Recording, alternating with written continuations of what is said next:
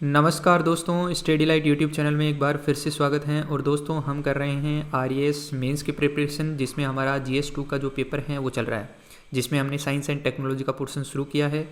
आज का जो हमारा टॉपिक है वो है महत्वपूर्ण औषधियाँ यानी इम्पोर्टेंट मेडिसिन्स। आपके साइंस में कुछ इम्पोर्टेंट टॉपिक्स दे रखे हैं, उनको आज हम डिस्कस करेंगे। यहाँ से आपके 2 नंबर में, 5 नंबर में या 10 नंबर में किसी में भी क्वेश्चन पूछा जा सकता है। 2 नंबर में आएगा तो किसी भी एक चीज़ की डेफिनेशन पूछी जाएगी एग्जाम्पल सहित। 5 नंबर में 2 या 3 डेफिनेशन पूछ सकते हैं। 10 नंबर में आपको ये सारी डेफिनेशंस पूछी जा सकती हैं।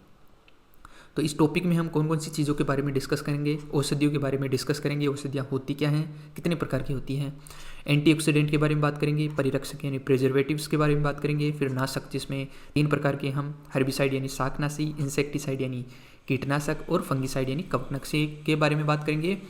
फिर बात करेंगे हम उर्वरक यानी फर्टिलाइजर्स के बारे में। छठा बात करेंगे हम बाइंडर्स के बारे में। और अंत में हम मिठास यानी स्वीटनर्स के बारे में बात करेंगे। तो इन सभी की चर्चा हम इस लेक्चर में करने वाले हैं, तो अंत तक बने रहिएगा। तो चलिए शुरू करते हैं। सबसे पहले बात कर लेते हैं हम औषधियों की यानी मेडिसिन की। तो मेडिसिन क्या होती है? औषधियाँ वे पदार्थ हैं जिनका उपयोग चिकित्सा में रोगों के निदान, उपचार या रोकथाम और स्वास्थ्य को बनाए रखने के लिए किया जाता है। ये आप सभी को पता है कि रोगों के निदान के लिए, उपचार के लिए या रोकथाम के लिए औषधियों का उपयोग किया जाता है। अब औषधियाँ 2 प्रकार की होती है, एक होती है सिंथेटिक और दूसरी होती है प्राकृतिक। सिंथेटिक दवाइयों की बात करें तो प्राकृतिक रूप से पाई जाने वाली जो दवाएँ होती हैं उनमें संशोधन किया जाता है, उन्हीं को बोलते हैं सिंथेटिक दवाएं। या फिर ऐसे भी कह सकते हैं कि मानव निर्मित दवाएं। मानव निर्मित दवाओं को सिंथेटिक दवाएं कहा जाता है। इन दवाओं में चिकित्सकीय और मनोवैज्ञानिक प्रभाव दोनों हो सकते हैं। इनडायरेक्टली ये कह सकते हैं कि इसमें मेडिसिनल प्रॉपर्टीज़ भी रहती हैं और साइकोलॉजिकल प्रॉपर्टीज़ भी रहती हैं, यानी मनोविज्ञान को सही करने के लिए भी इनमें गुण पाए जाते हैं। यदि आपसे उदाहरण पूछा जाए या आपको उदाहरण लिखना हो तो आप लिख सकते हो एस्पिरिन और पेनिसिलिन। ये दोनों ही दर्द निवारक दवाएं हैं जो कि मानव निर्मित हैं, यानी कि सिंथेटिक दवाएं हैं। इसके बाद में दूसरे प्रकार की बात करें हम प्राकृतिक दवाएं, तो प्राकृतिक दवाएं क्या होती है? ये प्रकृति में पाई जाती है, यानी हमें पौधों से प्राप्त हो सकती है, जानवरों से प्राप्त हो सकती है या सूक्ष्म जीवों से प्राप्त हो सकती है। उदाहरण की बात करें तो मॉर्फिन है या आर्टेमिसिनिन है। ये दोनों ही क्या है? दर्द निवारक दवाइयाँ हैं जो कि प्रकृति में मिलती हैं। मॉर्फिन की बात करें तो ये जो एक पेड़ होता है सिनकोना, उस सिनकोना की जो पेड़ की छाल होती है उस छाल से प्राप्त किया जाता है मॉर्फिन। तो हमने दवाइयों की डेफिनेशन पढ़ी, 2 प्रकार की, सिंथेटिक और प्राकृतिक। नेक्स्ट बात कर लेते हैं हम कि जो दवाइयाँ हैं उनका स्वास्थ्य देखभाल में महत्व क्या है। तो ये क्या करती है? जीवन की गुणवत्ता, जो लाइफ की क्वालिटी है उसको बढ़ाती है, यानी जीवन की गुणवत्ता में क्या करती है? सुधार करती है। इसके अलावा मृत्यु दर को कम करने और मानव जीवन प्रत्याशा को बढ़ाने में महत्वपूर्ण भूमिका निभाती है दवाइयाँ। ऐतिहासिक विकास, हिस्टोरिकल डेवलपमेंट की बात करें तो 20वीं सदी की शुरुआत में एंटीबायोटिक्स यानी पेनिसिलिन, पहली जो एंटीबायोटिक थी वो थी पेनिसिलिन, जिसका डेवलपमेंट किया गया था 20वीं सदी में। और ये पहली सिंथेटिक दवाई भी थी जो कि आधुनिक चिकित्सा विज्ञान में मील का पत्थर साबित हुई। प्राकृतिक औषधियों का उपयोग तो सदियों से किया जा रहा है। हमारे जैसे हल्दी हुई है या चुकंदर है, इन सब चीज़ों का, या कोई पेड़ की छाल है, ये सब चीज़ों का उपयोग तो सदियों से चला रहा है। लेकिन जो सिंथेटिक दवाइयाँ हैं वो 20वीं सदी में शुरू हुई थी। इनके अगर दुष्प्रभाव भी हो सकते हैं कि जैसे एलर्जिक प्रतिक्रिया। देखो, एलर्जिक प्रतिक्रिया का मतलब होता है कि जो हमारा इम्यून सिस्टम है वो ओवर रिएक्ट करता है। तो देखा जाए तो इनकी कोई परमानेंट कोई इलाज नहीं है। जैसे दवाई ली आपने तो कुछ समय के लिए आपकी जो एलर्जी है वो शांत हो सकती है, लेकिन वो फिर से भी हो सकती है। इसका मेन कारण है कि जो आपका इम्यून सिस्टम है वो ऑटो रिएक्ट कर रहा है, तो ऑटो रिएक्ट के कारण ही क्या होती है? एलर्जी होती है। इसके अलावा मेडिसिन से इंटेस्टाइन गड़बड़ी हो सकती है, यानी हमारी जो छोटी आंत है और बड़ी आंत है उनमें गड़बड़ी हो सकती है। इसके अलावा दवाओं के साथ परस्पर क्रिया हो सकती है, यानी कि दवाइयाँ आपस में क्रिया करके कुछ हानिकारक पदार्थ भी जनरेट कर सकती है। तो ये इसके दुष्प्रभाव हो सकते हैं मेडिसिन के।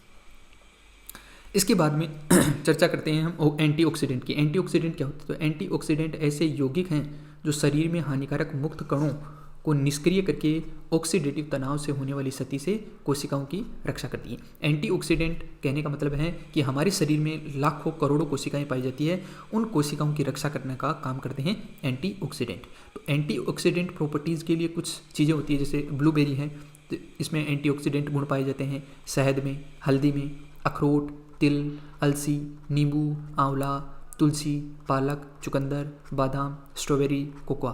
तो ये सब वो पदार्थ हैं या वो सब यौगिक हैं जिनमें एंटीऑक्सीडेंट प्रॉपर्टीज़ पाई जाती हैं, गुण पाए जाते हैं, जो कि हमारी शरीर की जो कोशिकाएं हैं उनकी रक्षा करती हैं और उनको क्या रखती है, मजबूत बना के रखती हैं। तो ये एंटीऑक्सीडेंट की आप डेफिनेशन लिख सकते हो, साथ में एग्जांपल्स लिख सकते हो। परिरक्षक यानी प्रिजर्वेटिव्स, देखो नाम से ही है परिरक्षक, यानी किसी चीज़ की रक्षा करता है। तो ये किस चीज़ की रक्षा करता है, ये भोजन की, सौंदर्य प्रसाधन और फार्मास्यूटिकल्स, इन सभी चीज़ों की रक्षा करने का काम करता है। कहने का मतलब है इनकी सेल्फ लाइफ बढ़ा देता है, इनका जीवन बढ़ा देता है। जैसे हम कोई भी खाना परचेज करते हैं पैकिंग वाला या फिर मेडिसिन परचेज करते हैं, तो उसमें हम देखते हैं उसकी एक्सपायरी डेट। तो वो जो एक्सपायरी डेट है, जैसे 1 साल है, 2 साल है, 3 साल है, इतनी होने का कारण ये है परिरक्षक यानी प्रिजर्वेटिव्स उसमें डाले जाते हैं। अब एग्जाम्पल की बात करें तो इसमें सोडियम बेंजोएट डाले जाते हैं, पैराबेंस डाले जाते हैं, सोर्बिक एसिड डाले जाते हैं। इन सभी को डालने से होता क्या है, उन चीज़ों की जो सेल्फ लाइफ है वो बढ़ जाती है। तो इससे क्या होता है कि जो खर्चा है वो खर्चा कम हो जाता है, क्योंकि चीज़ें जल्दी ख़राब नहीं होती हैं। तो ये सेल्फ लाइफ बढ़ाने का काम करती हैं परिरक्षक। इसके बाद में नेक्स्ट बात करें नाशक। देखो नाशक में क्या है, नाशक वे रसायन हैं, ये केमिकल्स हैं जिनका उपयोग फसलों, पशुधन या सार्वजनिक स्वास्थ्य को नुकसान पहुंचाने वाले कीड़ों को मारने या नियंत्रित करने के लिए किया जाता है। अब देखो ये जो नाशक हैं वो 3 प्रकार के पढ़ने वाले हम। पहला है हर्बिसाइड यानी शाकनाशी। ठीक है, शाकनाशी क्या होते हैं, शाकनाशी वे रसायन हैं जिनका उपयोग कृषि, बागवानी और भूदृश्य में खरपतवार, अवांछित पौधों या घास को मारने या नियंत्रित करने के लिए किया जाता है। कहने का मतलब है कि एग्रीकल्चर में कई प्रकार के खरपतवार उग जाते हैं, घास उग जाती है, तो उनको नियंत्रित करने के लिए या हटाने के लिए जिनका उपयोग किया जाता है उनको बोलते हैं शाकनाशी या हर्बिसाइड। उदाहरण की बात करें तो ग्लाइफोसेट ये एक सामान्य शाकनाशी है जिनका उपयोग किया जाता है खरपतवार को हटाने के लिए। इसके अलावा है एट्राजिन 2,4-D। नेक्स्ट बात करें इंसेक्टिसाइड की, तो इंसेक्टिसाइड के नाम से ही है कि कीड़ों को मारने के लिए यानी कीटनाशक। कीटनाशक वे रसायन हैं जिनका उपयोग फसलों, पशुधन या सार्वजनिक स्वास्थ्य को नुकसान पहुंचाने वाले कीड़ों को मारने या नियंत्रित करने के लिए किया जाता है। जैसे कि टिड्डी, जैसे टिड्डी अटैक होता है तो टिड्डी अटैक को रोकने के लिए DDT, पायरेथ्रोइड्स या नियोनिकोटिनोइड्स इन सब का उपयोग किया जाता है। ये क्या है, इंसेक्टिसाइड्स। इसके बाद में है फंगिसाइड यानी कवकनाशी। कवकनाशी वे रसायन हैं जिनका उपयोग कवक को मारने या उनके विकास को रोकने के लिए किया जाता है, जो फसलों, पौधों और अन्य सामग्रियों को नुकसान पहुंचाते हैं। जैसे उदाहरण की बात करें तो कैप्टन है, इसके अलावा थियाबेंडाजोल है, कॉपर आधारित कवकनाशी हैं।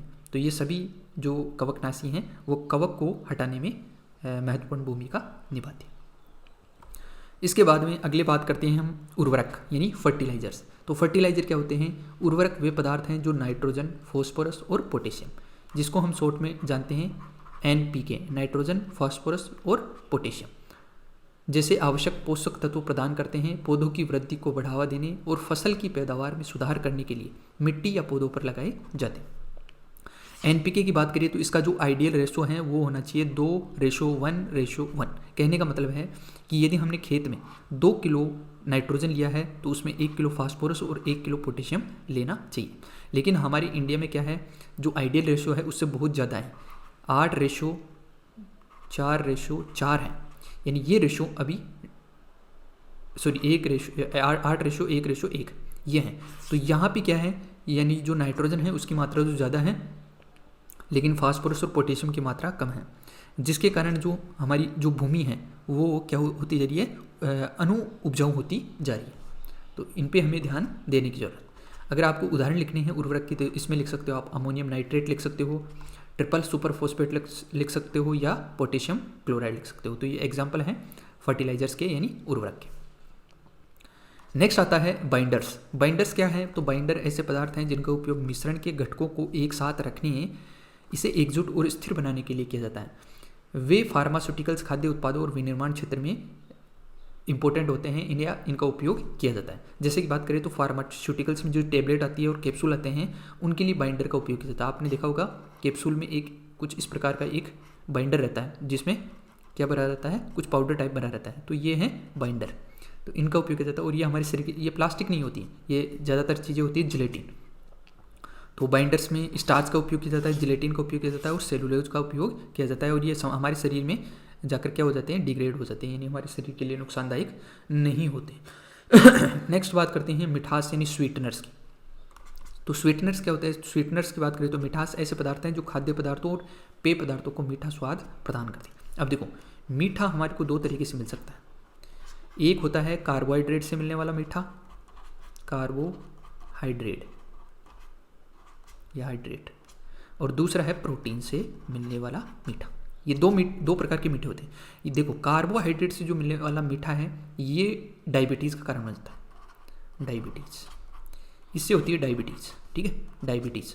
तो अब जैसे चीनी है, तो चीनी कार्बोहाइड्रेट, ठीक है, तो कार्बोहाइड्रेट से जो मीठा मिलेगा उससे डायबिटीज़ होने का खतरा है, लेकिन जो प्रोटीन से हमारे को मीठा मिलता है उससे डायबिटीज़ नहीं होती है। जैसे आपने सुना होगा शुगर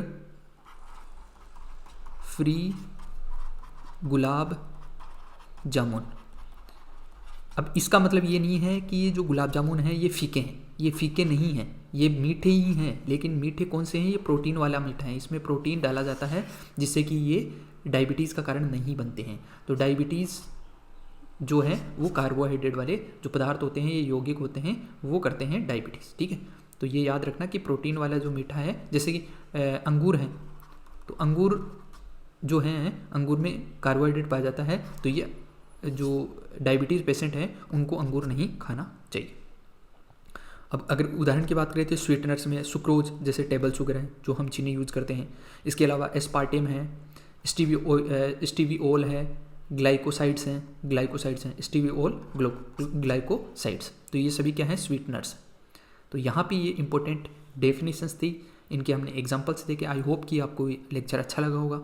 तो ये इंपॉर्टेंट लेक्चर हैं, आपको ये सभी डेफिनेशंस और एग्जांपल्स याद रखने हैं क्योंकि आपके एग्जाम के लिए इंपॉर्टेंट हो जाते हैं। देखिए, मैं चीज़ें टू द पॉइंट कराता हूँ ताकि आपको सीधा आंसर लिखने में मदद मिल सके। ज़्यादा चीज़ें आप जितनी ज़्यादा चीज़ें याद करोगे उतना ही आपके लिए गलत हो जाएगा। तो मैं चाहता हूँ कि आपको टू द पॉइंट चीज़ें बताई जाए। तो धन्यवाद दोस्तों, और स्टडी लाइट यूट्यूब चैनल को सब्सक्राइब करना ना भूलें। मिलते हैं अगले लेक्चर में, तब तक के लिए धन्यवाद और पढ़ते रहिए।